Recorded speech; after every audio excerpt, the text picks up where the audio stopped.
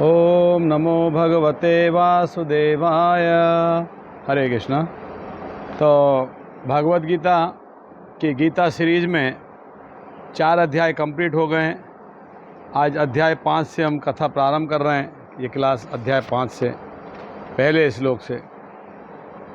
इसके पहले वाले अध्याय में दिव्य ज्ञान जिसका नाम है 4 नंबर अध्याय में भगवान कृष्ण ने अर्जुन को बताया कि किस प्रकार तुम ज्ञान, अर्जुन पहले बताया कि यज्ञ यानी कर्म करके किस प्रकार से भगवान के शरणागत हो सकते हो, इन कष्टों से मुक्त हो सकते हो।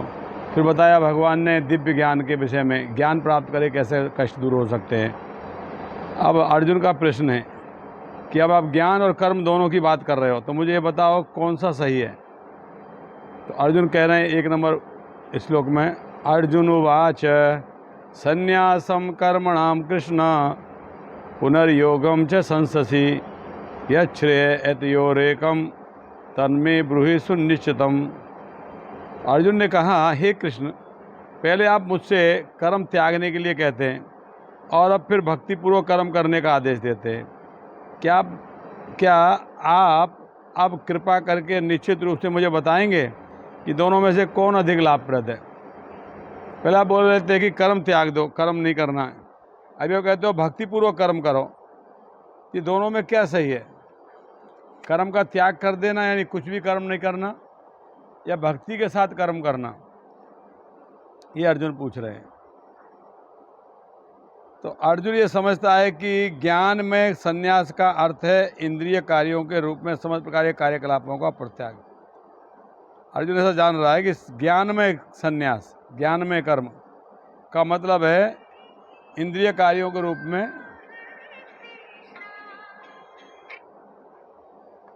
इंद्रिय के कार्यों के विषय में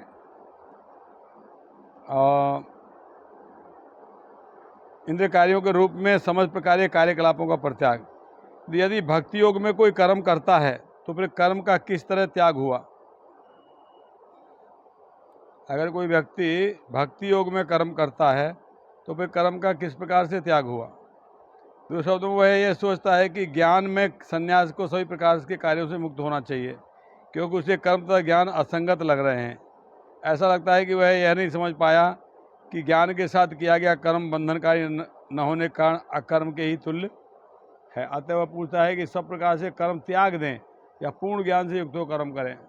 अर्जुन पूछ रहा है कि सब प्रकार से कर्म को त्याग दें, कर्म करना बंद कर दें, या तो ज्ञान के साथ कर्म करें, भक्तिपूर्वक कर्म करें। ये अर्जुन पूछ रहा है। अब भगवान बता रहे हैं 2 नंबर श्लोक से। श्री भगवान उवाच संन्यास कर्म योगस्य निःश्रेयस करो उभो तयो तु कर्म संन्यासात् कर्म योग विशिष्यते। अब भगवान ने बताया, भगवान कह रहे हैं मुक्ति के लिए तो कर्म का परित्याग और भक्ति में कर्म दोनों ही उत्तम है। अगर मुक्ति चाहिए तो मुक्ति के लिए दोनों चीज ही उत्तम है, किंतु दोनों में से कर्म के परित्याग से भक्तियुक्त कर्म करना श्रेष्ठ है। भगवान कह रहे हैं कि मुक्ति प्राप्त करने के लिए दोनों ही चीज उत्तम है, दोनों ही चीज ठीक है। कर्म का परित्याग भी कर सकते हो या भक्ति में कर्म भी कर सकते हो, मगर दोनों में एक को चुना जाए तो कर्म का त्याग करने के बजाय भक्तिपूर्वक कर्म करना ज़्यादा श्रेष्ठ है। ये अर्जुन को भगवान ने यहाँ बताया। जब तक मनुष्य शारीरिक सुख के स्तर बढ़ाने के उद्देश्य से कर्म करता रहता है, तब तक वह विभिन्न प्रकार के शरीरों में देहांतर करते हुए भवबंधन को बनाए रखता है। तो हमारे भवबंधन में बार बार लौट के आने का, पृथ्वी पर बार बार जन्म लेने का हमारा कारण क्या है? हमारे जो शारीरिक सुख को प्राप्त करने के उद्देश्य से किए जा रहे कर्म, हमारे कर्म के बंधन के अनुसार ही हमको अगला जन्म प्राप्त होता है। हमारे कर्म के बंधन के अनुसार ही हमको अगला जन्म प्राप्त होता है।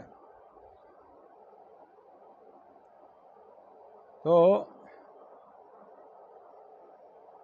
जो सकाम कर्म है, यानी कर्म के बंधन लगना, कर्म के फल का भोग करना, ये इसको सकाम कर्म कहते हैं।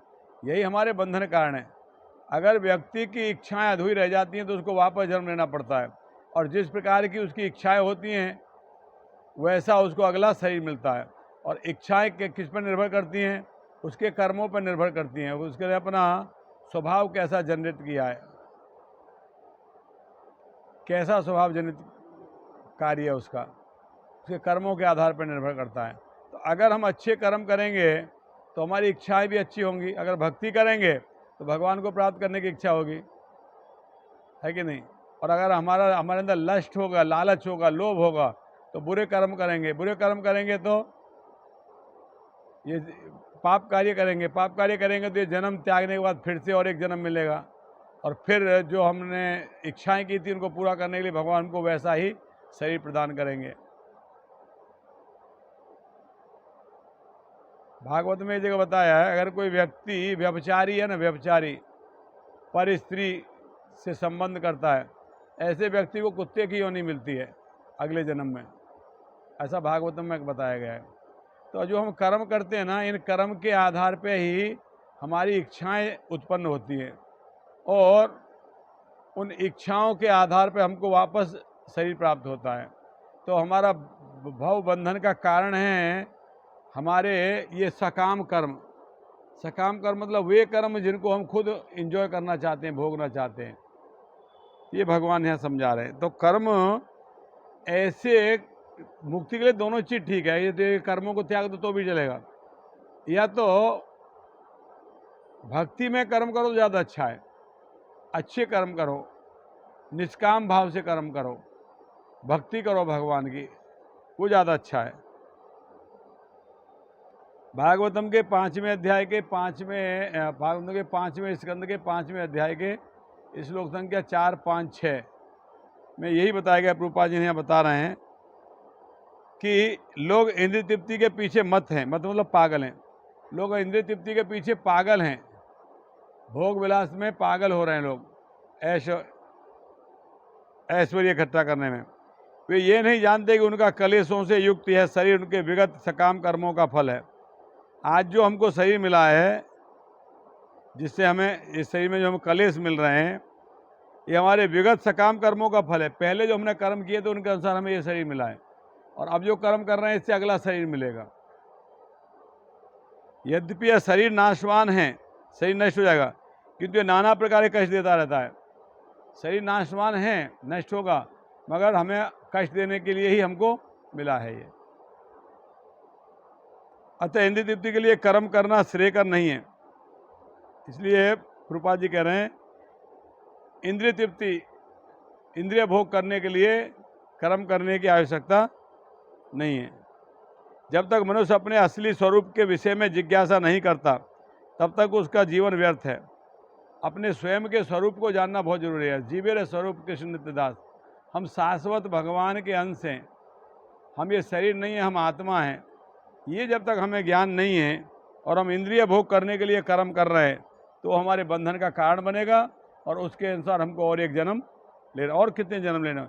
जब तक हम भक्ति में कर्म नहीं करेंगे, जब तक हम सकाम कर्म करते रहेंगे, तब तक हमें अनेक प्रकार से जन्म लेते रहेंगे, अनेक प्रकार के जन्म प्राप्त होते रहेंगे।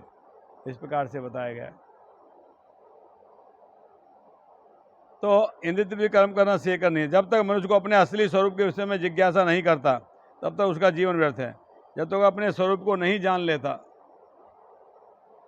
जब तक व्यक्ति अपने स्वरूप को नहीं जान लेता तब तक उसे इंद्रिय तृप्ति के लिए सकाम कर्म करना ही पड़ता है। और जब तक वह इंद्रिय तृप्ति की चेतना फंसा रहता है तब तक उसका देहांतरण होता रहता है। भले ही उसका मन सकाम कर्म में व्यस्त रहे और अज्ञान द्वारा प्रभावित हो, किंतु उसे वसुदेव की भक्ति के प्रति प्रेम उत्पन्न करना चाहिए। केवल तभी वह भवबंधन छूटने का अवसर प्राप्त कर सकता है। प्रभुपाद जी यहाँ समझा रहे हैं कि जब तक व्यक्ति अपने आप को ये शरीर मानेगा और शरीर को सुख देने के लिए विभिन्न प्रकार के कर्म करेगा, और उन कर्मों के फलस्वरूप उसको बंधन लगेंगे, और अनेक प्रकार के शरीर वो प्राप्त करता रहेगा। बार बार एक शरीर छोड़ेगा दूसरा, दूसरा छोड़ेगा तीसरा, एक शरीर त्यागेगा दूसरा शरीर प्राप्त करेगा। आत्मा तो अजर अमर है, आत्मा जब तक कर्मों के बंधन में बंधा रहेगा, जब तक वो डिजायर करता रहेगा, इच्छाएं करता रहेगा, सकाम कर्म करता रहेगा, तब तक एक के बाद एक सही। ये शरीर नष्ट हो गया मगर उसकी इच्छा पूरी अभी नहीं हुई है, तो उसको और शरीर मिलेगा इच्छा पूरी करने के लिए। और फिर उसने और इच्छाएं जागृत की, फिर वो इच्छा बाकी रह गई, और एक शरीर मिलेगा इच्छा पूरी करने के। ऐसे मिलता रहेगा, कंटिन्यूस चलता रहेगा। ये हजारों हजारों लाखों लाखों साल तक चलता रहेगा, ये ख़त्म ही नहीं होगा।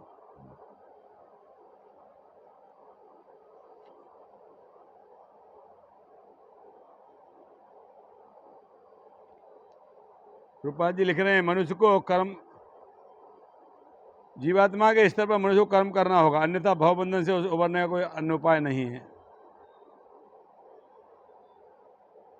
क्या खाली ये जान लेना कि वह आत्मा नहीं है, ये शरीर नहीं है, आत्मा है, खाली इतना जान लेना ये पर्याप्त नहीं है।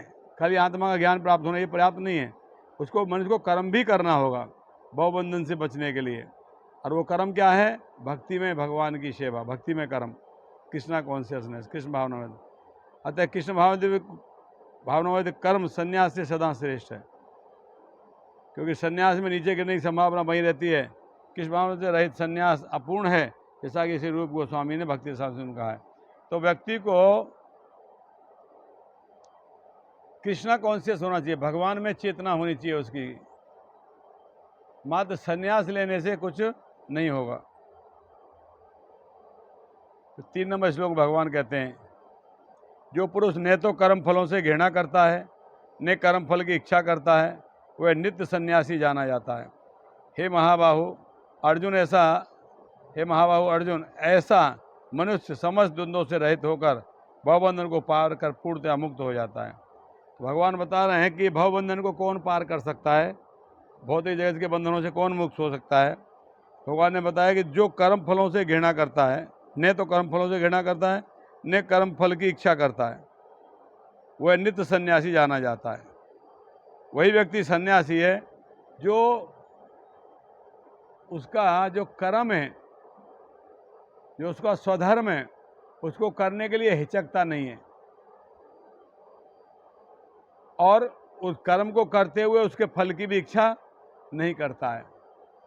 भगवान बता रहे तुम क्षत्रिय हो, तुम्हारा धर्म है युद्ध करना, तुमको उससे हिचकना नहीं चाहिए, मगर युद्ध के परिणाम के प्रति तुमको चिंतित नहीं होना चाहिए। मात्र तुमको अपनी जिम्मेदारी समझ के उस कर्म को करना चाहिए। ऐसा ही व्यक्ति को सन्यासी कहा जाता है, वही सन्यासी है।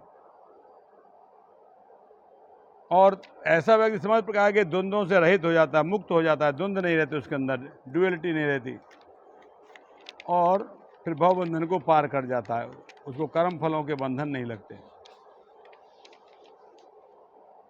गोपाल जी लिख रहे हैं, पूर्णतया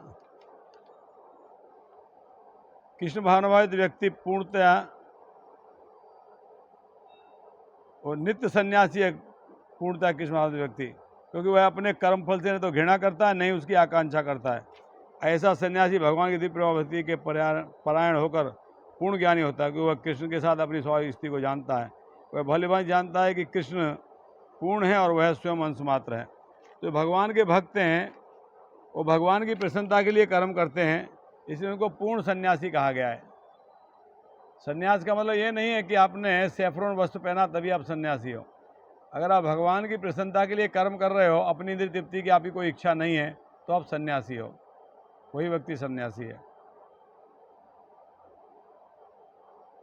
फिर प्रभुपाद जी आगे कहते हैं कि व्यक्ति जानता है कि वो भगवान का अंश है,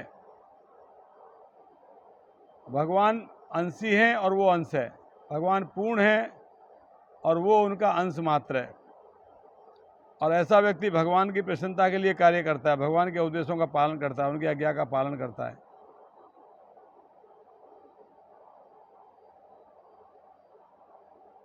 और ऐसा व्यक्ति ना किसी वस्तु की आकांक्षा करता, ना किसी का शोक करता, और उसके मन में किसी प्रकार का छल कपट भी नहीं होता, क्योंकि वो जो कुछ भी करता है कृष्ण के लिए करता है। इस प्रकार छल कपट से रहित होकर वह भौतिक जगत से भी मुक्त हो जाता है। तो जो व्यक्ति भगवान के शरणागत हो जाता है, वो भौतिक जगत से मुक्त हो जाता है, और उसके अंदर छल कपट भी नहीं होते हैं। 4 नंबर अध्याय में भगवान के श्लोक में भगवान कहते हैं, अज्ञानी ही भक्ति को भौतिक जगत के विश्लेषणात्मक अध्ययन से भिन्न कहते हैं। जो वस्तु ज्ञानी है वे कहते हैं कि जो इनमें से किसी एक मार्ग की भलीभांति अनुसरण करता है तो दोनों के फल को प्राप्त करता है। तो यहाँ प्रभुपाद जी बता रहे हैं भौतिक जगत के विश्लेषणात्मक अध्ययन सांख्य योग के बारे में। सांख्य योग का मतलब है सेल्फ रियलाइजेशन, आत्मज्ञान। भौतिक जगत की आत्मा भगवान विष्णु है। भगवान की भक्ति का अर्थ परमात्मा की सेवा है। एक विधि से वृक्ष की जड़ खोजी जाती है, दूसरी विधि से उसको सींचा जाता है। सांख्य दर्शन का वास्तविक छात्र जगत के मूल अर्थात विष्णु को ढूंढता है, फिर पूर्ण ज्ञान समेत अपने को भगवान की सेवा में लगा देता है। अतः मूलतः इन दोनों में कोई भेद नहीं है, क्योंकि दोनों का उद्देश्य विष्णु की प्राप्ति है। प्रभुपाद बता रहे हैं कि सांख्य योग है, सांख्य योग का मतलब है सांख्य योग के द्वारा भगवान का विश्लेषण करके भगवान को जानना। और जब कोई भगवान को जानकर उनके शरणागत हो जाता है तो वो व्यक्ति भौतिक जगत के कर्म बंधनों से मुक्त हो जाता है और भगवान के लोक को प्राप्त करता है। तो यहाँ पे भगवान ने अर्जुन को बताया कि किस प्रकार से व्यक्ति कृष्ण भावना भावित कर्म करके कर्म के बंधनों से बच सकता है। तो 5 नंबर अध्याय श्लोक से हम अगली क्लास में चर्चा करेंगे। हरे कृष्ण। श्रील प्रभुपाद की जय।